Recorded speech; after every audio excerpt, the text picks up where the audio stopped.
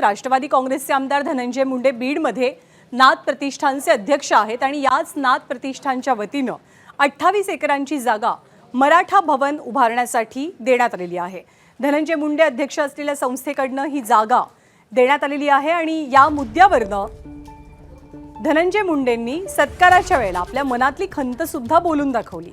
आपण जात-पात किंवा धर्म विचारात न घेता राजकारण केलं, मात्र आपल्याला बाजूला सारण्याचा प्रयत्न झाला असं मोठं विधान धनंजय मुंडेंनी केलं।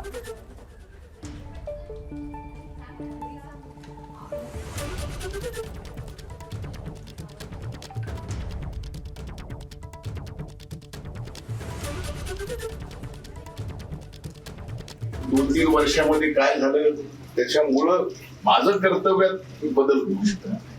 मी जात पात धर्म सोडून राजकारण जात पात धर्म कधीच मी पाळला नाही, काही नाही। पण मधल्या काळात लाता मारून हाकलायचा प्रयत्न झाला, मोकळ म्हणजे सातारा जाऊन भांडण पडलं माझं आपलं दुसरं कार्यक्रम सरळ जे आहे ते इथं जे ते इथं आहे, इथं जे इथं आहे।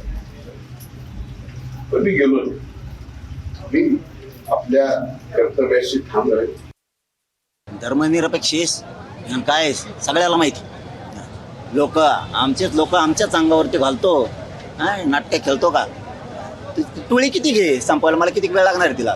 जितकी टोळी बोलणार आहे तितकं तुझं राजकीय अस्तित्व उद्ध्वस्त होणार। तू मला खेळतो ना, तुला माहिती मी काय चीज एकदा बघितलंय, तो तुला आणखीन एकदा बघायचंय का? मी बोलतो नाही त्याच्यावर विचारू बी नका। एबीपी माझा, उघडा डोळे बघा नीट।